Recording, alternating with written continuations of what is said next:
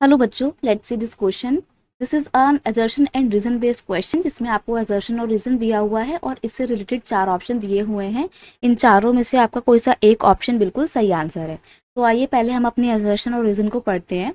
Assertion दिया हुआ है, बंकिम चंद्र चट्टोपाध्याय रॉट वंदे मातरम। बंकिम चंद्र चट्टोपाध्याय ने वंदे मातरम लिखा था as a hymn to motherland and it was later included in his novel Anand Math and widely sung during the Swadeshi movement.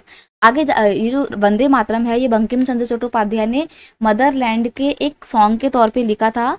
आगे जाके ये सॉन्ग इनकी ही एक नॉवल आनंद मठ में इंक्लूड किया जाता है।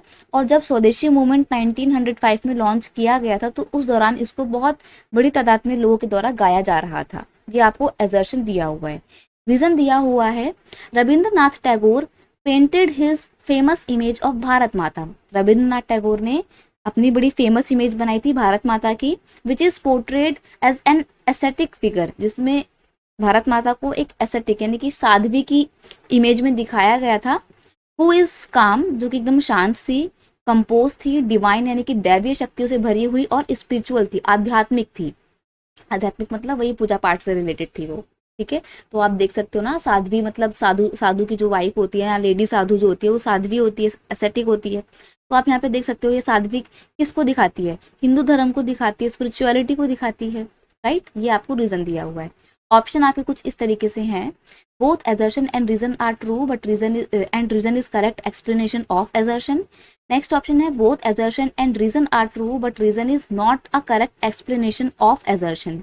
नेक्स्ट ऑप्शन है, assertion is true but reason is false। assertion is false but reason is true। यहाँ पर हम बात कर रहे हैं कुछ सिंबल्स की जिन्होंने देश को या लोगों के अंदर नेशनलिज्म की फीलिंग को क्रिएट करने की कोशिश की थी, या लोगों को वननेस की फीलिंग दी थी, एक होने की फीलिंग दी थी। हम बात कर रहे हैं उसकी। क्वेश्चन का की कंसेप्ट है sense of collective belongingness. Collective belongingness का मतलब होता है कि एक हो जाना।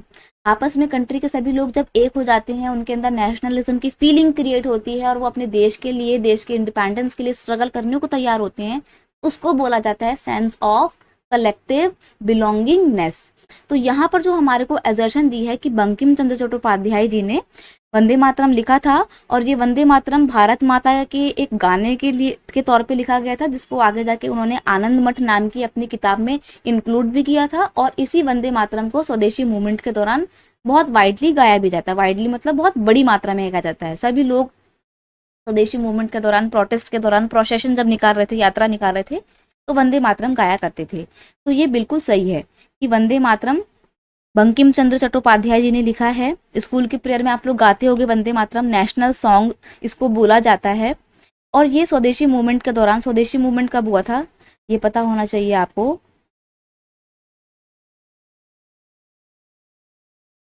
स्वदेशी मूवमेंट में बंगाल का पार्टीशन किया गया था, तो उस बंगाल पार्टीशन की अगेंस्ट में जब लोगों ने अपनी आवाज उठाई, जो आंदोलन चलाया था, उसको बोला जाता है स्वदेशी मूवमेंट।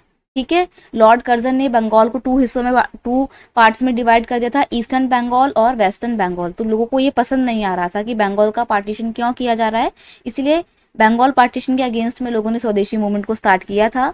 और इस मूवमेंट के दौरान जब लोग अपनी लंबी लंबी प्रोसेशन, यात्राएं निकाला करते थे, तब वंदे मातरम गाया करते थे। ये बात बिल्कुल सही है।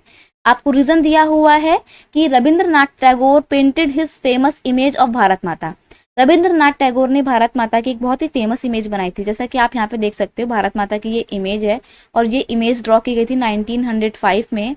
और ये इमेज दिखाती है, ये नॉलेज है, ये फ्लावर्स हैं, ये क्लोथ हैं, ये सब भारत माता इंडियंस को ऑफर कर रही है कि लोगों के पास में ज्ञान आए, फ्लावर्स आए, क्लोथ आए, किसी चीज की कमी ना रहे, अनाज आए।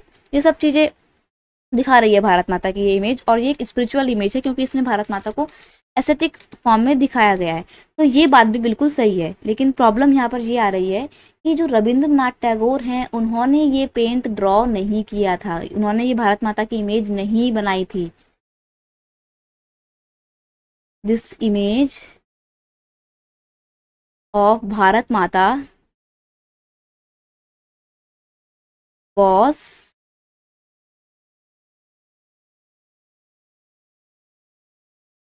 Painted bye अबिंद्र Nath Tagore. जो कि रविंद्रनाथ टैगोर के ही छोटे भाई थे, राइट। और स्वदेशी मूवमेंट के दौरान ये इमेज लोगों को वननेस की फीलिंग देने में बहुत इंपॉर्टेंट रोल प्ले करती है। तो यहाँ पर एजर्शन तो सही है, लेकिन जो रीजन है वो बिल्कुल गलत है। रविंद्रनाथ टैगोर ने ये पेंटिंग नहीं बनाई थी। रविंद्रनाथ टैगोर ने क्या काम किया था, उन्होंने लोकल फॉकटेल्स फॉकलोर्स को इकट्ठा करके उसका कंपाइलेशन किया था, ये काम किया था रविंद्रनाथ टैगोर ने, राइट। आते हैं अपने ऑप्शन में कि both assertion and reason are true, तो यहाँ पर तो ये गलत हो गया क्योंकि हमारे दोनों सही नहीं है, हमारा रीजन गलत है। नेक्स्ट ऑप्शन है both assertion and reason are true, ये भी गलत क्योंकि यहाँ पे भी दोनों को ट्रू बोल रहा है और हमारा तो ट्रू नहीं है।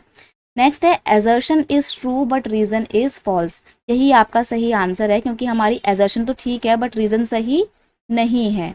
तो option 3 is your final answer. I hope you understood it well. Best of luck.